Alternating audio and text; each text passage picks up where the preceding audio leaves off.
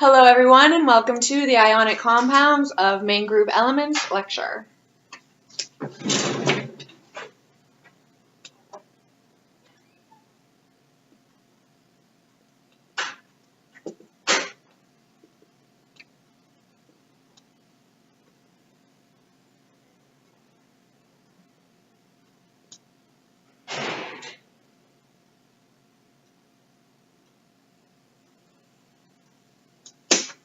Okay, we learned last time that something different happens for the metals and the nonmetals on the periodic table when they form ions. Today we're focusing on the main group elements, the main group ions. So let's remember what we mean by that, right? Main group meaning groups 1A and 2A, including 3A, as well as groups 5A through 7A, right? Those are the main group elements that are going to be a focus of this ions chapter.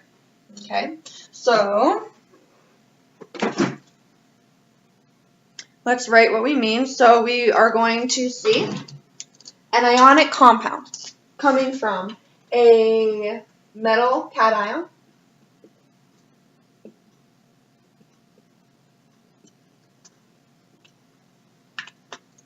with a nonmetal anion.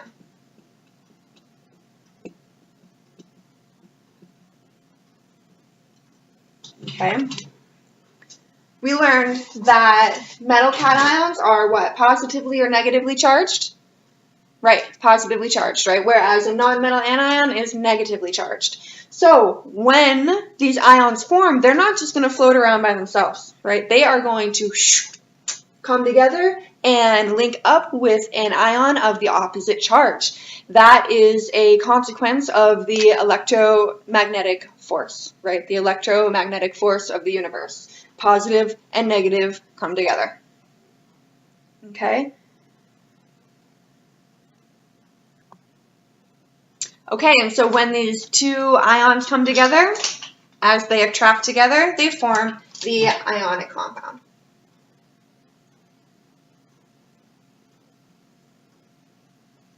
Remembering that a compound is a substance with more than one element bonded together. In this case, that bond is called an ionic bond.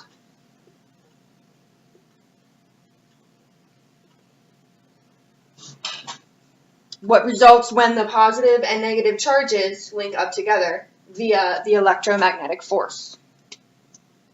Okay? The positive and negative ions in the compound must have a net charge of 0.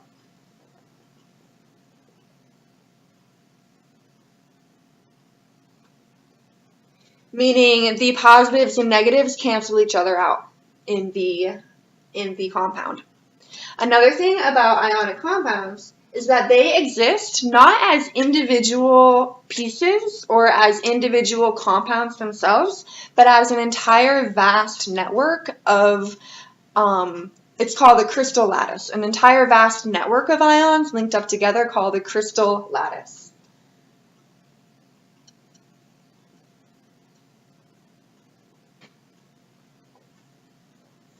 So a crystal lattice, not individual pieces of compounds.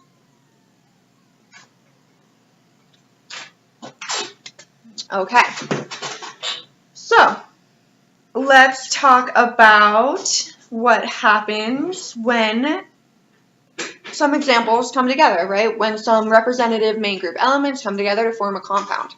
Let's look at example number 1. Let's write the chemical formula for the compound that comes from calcium and fluorine.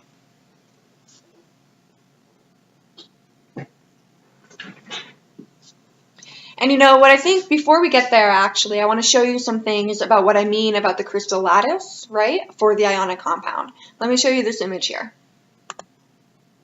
Okay, so I like this image because it really shows you all the different representations of the substances that come together to form an ionic compound, such as sodium chloride. So sodium chloride we see on the right-hand side of the image, right? We see up top the crystals as we would in real life, right? That's called the macroscopic view. And then it shows you down below the crystal lattice, right? Showing the array, right? The alternating positively charged sodium ions and negatively charged chloride ions.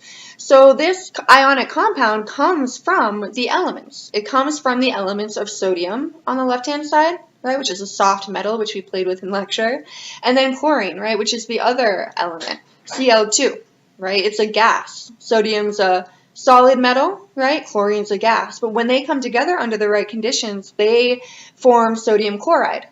Sodium loses an electron because it's a metal, right, to become Na+, and chlorine gains an electron because it's a nonmetal, becoming chloride minus. It is, in fact, that electron that's lost from sodium that is gained by chlorine to become chloride and to form the crystal lattice. And so again, we see on the right-hand side the positively charged sodium together with the negatively charged chloride in a crystal lattice. All right, so let's go back to the chemical formula of calcium and fluorine coming together to form an ionic compound. All right, so the first thing that we want to do is figure out which is a metal and which is a nonmetal. Okay, so calcium, as we see on this periodic table, calcium is on the left-hand side of the periodic table. It's in group 2A right here, right? Fluorine is on the right-hand side. It's in the nonmetals section. It's in group 7A over here. Okay, so we know that calcium then is the metal, and fluorine is the nonmetal. Okay, so what charge do they get? That would be the next thing we want to figure out. Okay, we said calcium is in group 2A and it's a metal, and we learned that the metals in the main group get the same charge as the group number, a positive charge. So calcium has a 2+ charge when it becomes an ion. Fluorine is in group 7A. 7 minus 8 is -1, so it gets a minus charge. Remembering that we don't write the 1, right? In chemistry, when there's a 1 somewhere, we don't have to write it in the chemical formula because it is implied by just having that charge there. All right, so let's figure out how these ions come together to get a 0 net charge in the compound. So we want to think of it this way. How many fluoride -1s do we need in order to cancel out the 2+ charge of the calcium? Right, we would need 2 of them, right? So I'm going to draw the 2 fluoride, the 2 F minuses that would be required to cancel out the 2+ charge of the calcium. On the bottom here, I'm going to write the charge on the left-hand side for the cation, right? And the charge on the right-hand side for the anions. Okay, so to write the compound then, we're going to look at how many of each ion were needed. I'm going to circle them. Okay, so how many calcium ions? When we write the compound, calcium, there's just 1 of them, right? But again, we're not going to write the 1. We just know that it's implied. Okay, fluoride, there are 2 of them. So we are going to put a little 2 subscript, right? Because in chemical formulas, the subscripts apply to whatever is before the subscript.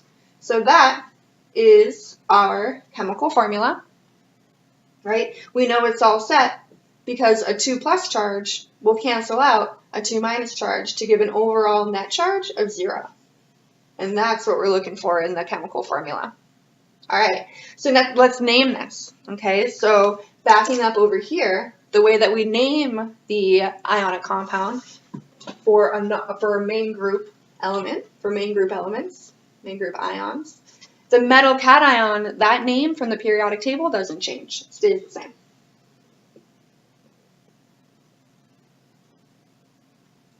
Okay, so we'll call this calcium. And for the nonmetal anion, the name does change, and the suffix will change to -ide, IDE.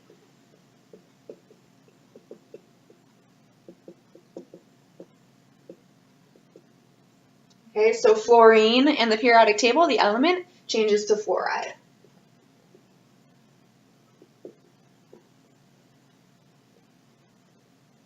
And it's fluoride, not fluoride. That's what my freshman chemistry teacher used to tell us. Not fluoride, but fluoride, F-L-U-O-R. Okay, these are all lowercase letters here, and there is a space in between the metal cation name and the nonmetal anion. Okay, let's do another example. Example number 2. Let's do the same exact thing. We're going to write the chemical formula and name the compound that comes from aluminum and oxygen.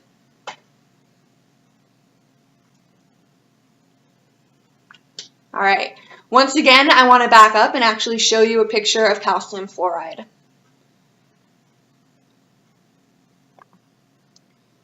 Showing you a representation, different representations of calcium fluoride. So on the left-hand side, we can see that calcium, right, Ca2+, that is calcium ion. Okay, calcium ion, this is the representation down below it of the ion, right, the structure where 20 protons would be in the nucleus and 18 electrons would be in the electron cloud, in the orbitals. And so that's why calcium 2+ has a 2+ charge, because there are 2 more protons than electrons, right?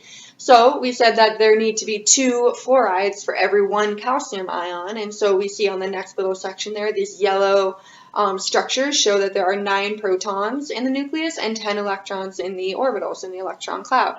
And so there's that surplus of an electron for each, giving each fluoride a -1 charge, a 1- charge, right?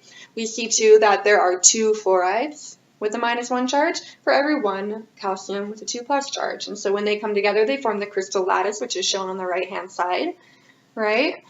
And so just remembering that that's just one little chunk of the vast array, like of the thousands or millions of these ions coming together in one crystal. Let me show you another representation of calcium fluoride, and this is the natural crystal mineral called fluorite, CaF2. So this is a pretty purple version. There's also green fluorite. There's also colorless, brownish, yellowish fluorite. And so all of those different crystals are different forms of the compound, the ionic compound, calcium fluoride. All right, so now let's go back to our example with aluminum and oxygen. Again, just like last time, we want to figure out which is the metal, which is the nonmetal. So aluminum is a metal in group 3A, right over here, right? And oxygen is a nonmetal in group 6A, right over here. Aluminum and oxygen. So aluminum is the metal, and oxygen, aluminum is the metal, and oxygen is the nonmetal. Okay, so let's figure out what charge they each get. So we said aluminum is a metal in group 3A. So that means it gets the charge of the group number, the positive charge. So aluminum, 3+ for being in group 3A, right? Oxygen is in group 6A, we said, so 6 minus 8 is 2 minus, right? And so we need to figure out now how many of each ion need to be bonded together in the crystal lattice to get an overall 0 net charge. All right, so the way that you can do this when we see that one of the charges is not just a 1 like we saw up here, you can multiply them together to get the least common multiple to figure out what each overall positive charge will be and what each overall negative charge will be. So we've got a 3 and a 2. So if we multiply those together, we get 6. Okay, so if we add another aluminum to the compound, to the ratio of aluminum to oxygen, we get a 6+. Right? Remembering we want to cancel out the positive and the negative. So how many more oxygens are we going to add to get a 6- on the right-hand side? I'll put this down here a little further. Right, we'll need 2 more 2-, right, to get an overall 6- on the right-hand side.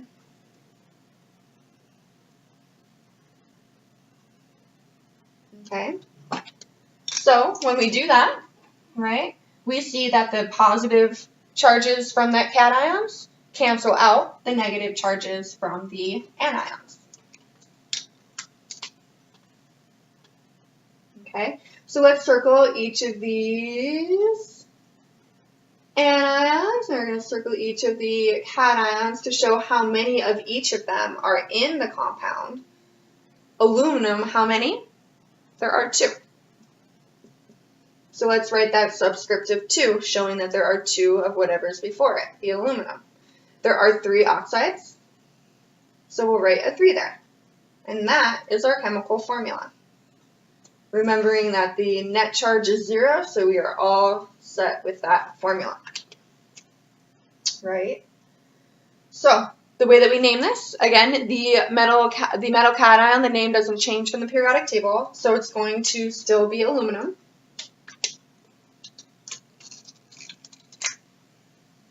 Aluminum, right? And the oxygen, it's the metal anion, so the name doesn't stay oxygen, it changes to oxide.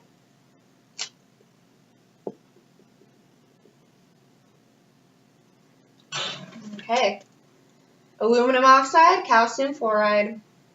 Let's do another example, and what aluminum oxide is, that is the mineral ruby. You've heard of rubies before, right? Rubies are made of the ionic compound, the crystal lattice of aluminum oxide. Let's do a third example.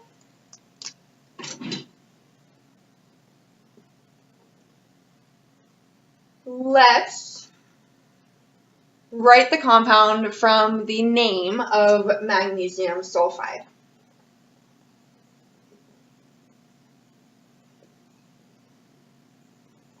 Let's figure out what the chemical formula is for the ionic compound called magnesium sulfide.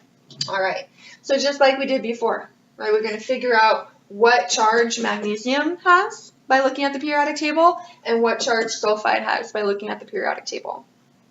All right, so magnesium is in group 2A, right over here. Right? And sulfide. So what element does sulfide come from? Sounds a lot like sulfur, right? So that's what it is over here in group 6A.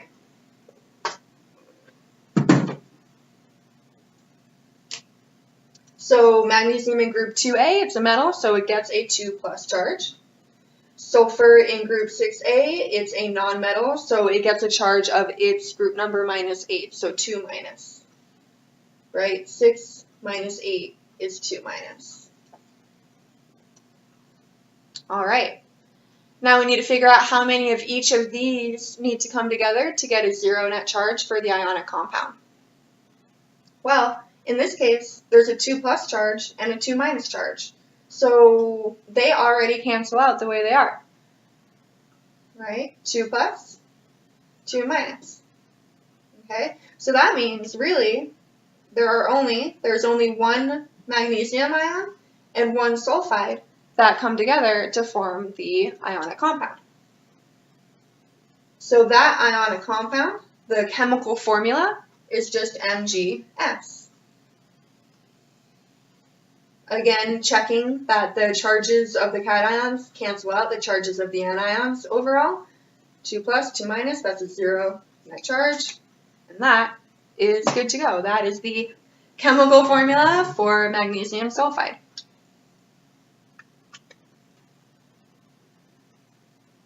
All right. I want to show you a quick trick that you can use to get the chemical formula from the name, right? Or to write the chemical formula if you're given the elements that are provided. Okay, the quick trick.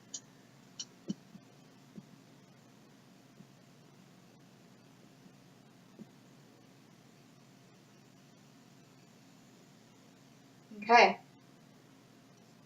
let's back up to what we've done up here, right? So once you figure out the charges on the ions, all you have to do is take the superscript number of the charge and bring it down into the subscript of the opposite ion. This is a 1 over here, like that. So, Ca, 1, except we don't write the 1, F, 2, because the 2 came from the charge in the calcium down here. Is that what we had in this method over here? That is, right? The second example, Al2O3, well, we could have figured that out by the quick trick as well. Aluminum 3 plus, O2 minus. If we take, again, the 3 from the charge of the aluminum, bring it down into the subscript after the oxygen, or if we take the 2 from the charge and bring it into the subscript after the aluminum, Al2, O3. And that's what we figured out over here before. All right, so just be careful with this. It's important to show you how we arrive at this, to show you like we need 3 O2 minuses for every 2 aluminum 3 pluses to get the net charge of 0. It's important to show that first because, for example, if you take magnesium 2 plus and sulfur 2 minus sulfide, right? And if we just do the quick trick without knowing more, we might want to write the chemical formula as Mg2S2. But for chemical formulas, oops, you can't really see that on there, can you? I'm going to write this up here. Okay, so you might be tricked into thinking that you should write the chemical formula Mg2S2. But the smallest ratio between the ions is how the formula is represented. So instead of Mg2S2, we would say Mgs, right, with the 1-to-1 ratio instead of a 2-to-2 ratio. So always reducing to the lowest ratio. But if you go back to the way that we did it before, up here, you wouldn't encounter that problem. So it's good to know both ways. Okay, so really, this would be 2, this right here. All right, so that concludes the lecture portion of this video. Let me show you one more image that I like to show my students at this point. All right, so this is called Johnstone's triangle, and this kind of illustrates what we were talking about before with the different representations of the ionic compounds. So there are different ways in chemistry that we represent the same thing, right? All of these representations are for the same thing, sodium chloride or table salt, right? The ionic compound. If you look up top, the macroscopic representation is what we can hold in our hand, what we eat, what we put on our food, or the other things that we do in lab, right? Or demonstrations that I show you, right? The things that we can see in our world. And then on the right-hand side at the bottom, that's a symbolic representation. So that's the way that we represent what's going on paper, something that we can write on paper. So like we talked about, sodium ions, right, coming together with chloride ions to form the 1-to-1 ratio of sodium chloride, right? That's something we can write on our paper. On the left-hand side at the bottom, that is the submicroscopic, or I like to say the atomic representation, where that really shows what's going on a particle level. It shows the crystal lattice of sodium chloride. And so we're going to see all these different representations, and I think it's important to have this background knowledge of this triangle to kind of bring together the reasons why you're seeing so many different representations, right? They're just different ways to represent the same thing. All right, thanks for watching. Don't forget to check your knowledge with the concept check next.